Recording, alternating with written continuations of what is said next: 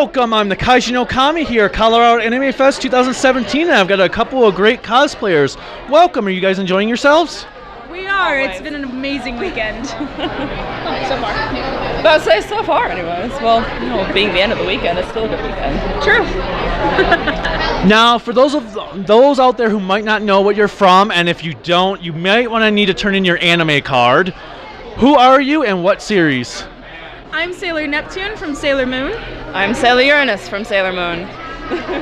And have you guys been cosplaying? Is this all weekend, or have you changed out costumes? On Friday, I was the only one out of the two of us that cosplayed, and I was actually Sailor McCree from Overwatch. And then yesterday we were in the cosplay contest as the leaders from Pokemon Go. I was Candela and she was Blanche. And then we were this today. How was the cosplay contest? It went really well. We actually did a skit and came in best in skit for the contest. We won an amazing little trophy, which was a really great honor. And, oh gosh, total stage fright. So can you tell me, during Mace Hughes' funeral, what was the weather like? So much rain, it wouldn't stop pouring. Good answer. Good answer. What would you say to somebody that's trying to get into cosplay, but they're unsure if they want to because they're afraid of being made fun of or anything? My advice would actually be to, if you want to start, choose a character that's costume is real simple and comfortable. Don't start with something like this where you're in heels for 8 hours and you're like, I'm gonna die, my feet. Choose something that's comfortable, and some people might know, but if they don't, you still had a good time and you were in something that you loved. Yeah, definitely go with someone that you have a strong feeling for, someone that you look up to or admire, someone that you can embody yourself being, and it just kind of makes that, first cosplay just a little bit easier and a little bit more fun when you do it. So, have you ever found yourselves where you've had so many people take pictures, you're like, just give me a minute alone? It was, it actually wasn't at a convention. We went to Denver's Zombie Crawl, and we did Zombie Survivor Ash Ketchum and zombified Pikachu. I had blown out infected cheeks. My face was just destroyed. I was slathered in blood, and I was on a chain to where he was like controlling me. We got stopped every 3 feet for photos. We couldn't move at like one point for about an hour before we were finally like, we need food that isn't brains. Can we leave, please? Did you see the Gundam that was going around yesterday? I did. I don't know. I did see the Gundam, yes. Oh, so cool. I felt so bad for him at times because he got all these pictures, even from me, and then he took off his helmet, his gear, put it down, someone else came up for pictures, he put it all back on, got a picture, took it all off, and then someone else came up to him. I was like, wow, I do not envy you. We've had those 2 times where we pulled out something that's a little bit more old school, and we'd come across a fan or two and be like, hey, you're cosplaying the same thing as us. That happened with Trigun. Yes, that was awesome. We did gender-bent Trigun characters. I did Vash the Stampede and she was Wolfwood.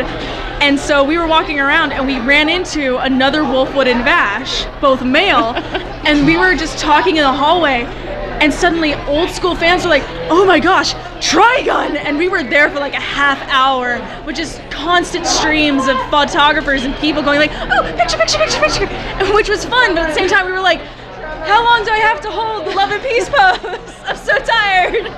I can tell you also from when doing recording and picture taking while also cosplaying, where you're like, oh, I gotta go take this interview. Hey, I need to, can I get your picture? Yeah, sure, okay. Now I gotta get to, oh, yeah, sure. It can be frustrating at times. So there are times I'm like, why do people like this? So what do you guys like about it? For me, it's actually the confidence boost because I'm a plus size cosplayer. I'm barrel chested. I'm not like the girls that are like, I'm skinny and I'm pretty and I'm muscular. I'm built. And so for me, it's kind of that thing of even in Neptune, I still feel gorgeous, thin, and elegant, but that's when I'm in Neptune. Whenever I'm suddenly in like Zarya from Overwatch, I'm like, I am beast that would rip your skull. And it's just that extra confidence boost, because in normal life, I'm like, I'm gonna do my job and be quiet. Cosplay, I'm someone else, and that's fantastic, and I love it. It's just amazing. Yeah, it is that idea of putting on another guise and not being yourself for a day. I have extreme social anxiety. I'm up here shaking. It was like I have extreme social anxiety, but when I'm able to put on a cosplay as a character I love, I kind of leave that introvertedness behind for a little bit, so I get out. I can be in a crowd for a couple hours without having a complete mental breakdown type thing. So it's fun. It gets me out, see a couple people, and then when I'm all done for the day, I can scuttle back to your hole. Scuttle back to my hole of a hotel room and not come down for the rest of the night. So do you guys travel to other conventions, or do you stay in Colorado State? For a majority of our conventions, we do try to stay in Colorado. Our next one's Starfest. But just this year, we went to Otakon Vegas, and last year we did Fanime. We try to do at least one out-of-state con, because that's like the one where it's like, let's save up for a whole year, and then we'll go to a con. But we don't really try to go to many out-of-states, mostly because Colorado's our home, and funds, money. Yeah, it can get expensive, especially if you do like Anime Expo in LA. You can't pay me enough money to even go to AX, so.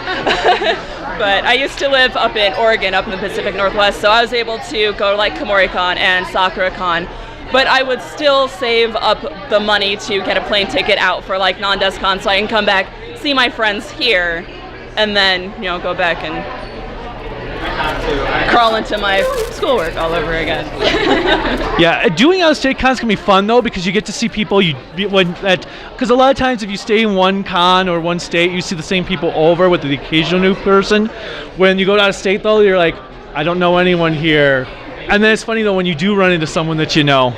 Yeah. When we were out at Otakon Vegas, actually, I ran into someone I've been following online for a long time. Her name is Midnight Persona, and she is an amazing plus-size cosplayer. I look up to her greatly because she does characters like Panty from Panty and Stocking, and she wears the little angel outfits, and I'm like, I'm barely in a mini skirt right now. What the hell is that? But I got to meet her, and it was such an honor, and now we're friends on Facebook, and we talk all the time. It's like, hi! But then we also did run into people from Colorado and Vegas, and it was like, whoa.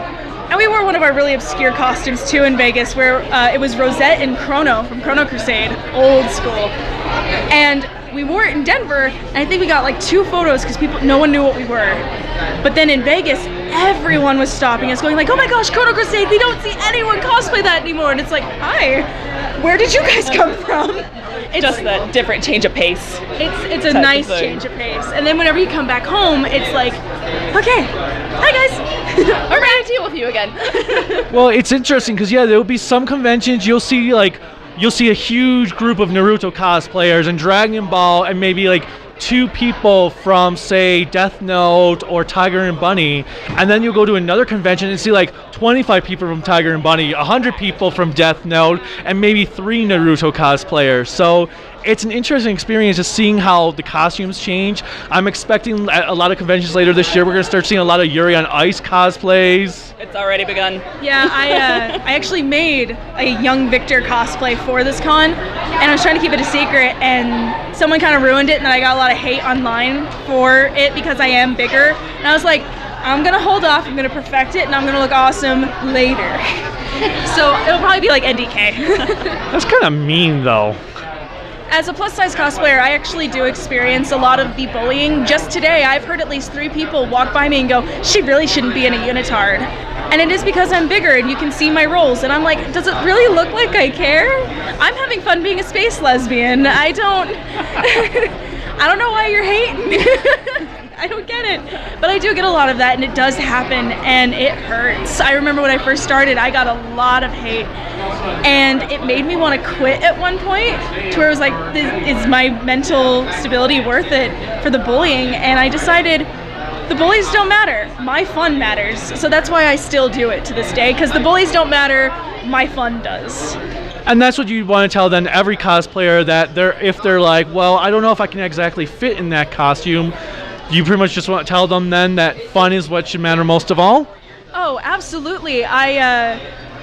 Through my cosplay career, I've always kind of tried to stay in like characters where I can cinch myself or compress my body down, and recently I've decided that's not a good thing to do, because you're basically trying to say like, I hate me, and I don't hate me. I love me. I'm awesome.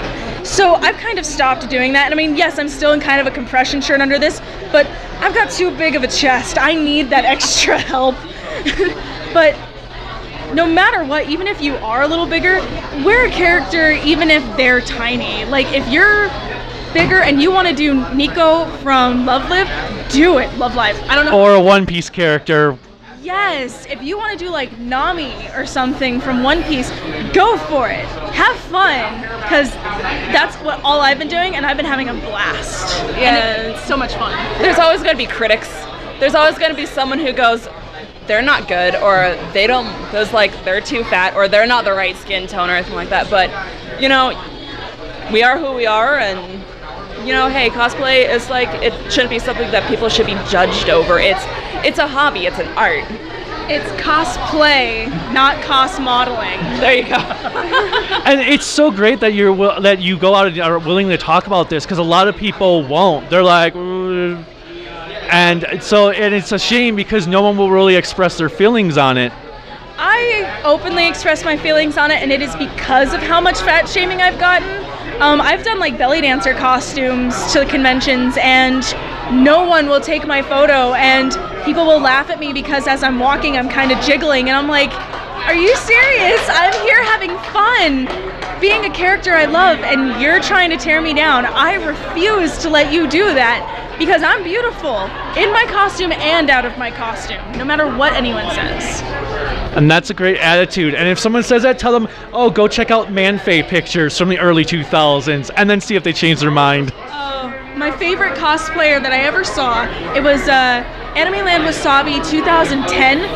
It was a big, burly, bearded guy that was dressed as Sailor Moon, but he was wearing blue jeans, a white wife beater that had a sailor collar tied on it, and he had a beer, and he was I believe he was called, oh gosh, I can't remember what he called himself. It was some kind of really funny like redneck Sailor Moon play, and it was so funny and it was so great, and I loved seeing that. And then a few years later I saw him again, but he wasn't cosplaying, and I was like, why not? And he goes, I got literally threatened to be killed because of what I was wearing. And he was like, and I didn't want to die, so I stopped doing it. And I was like, that sucks. And I'm a victim of cosplay bullying. She's a victim of cosplay bullying. I know so many people that are. It's an accepting, loving community. We're nerds that are outcast from normal society. Why are we hating within ourselves? It makes no sense. Do you have like a social media that people who are in a similar situation can actually contact you to talk to you about it?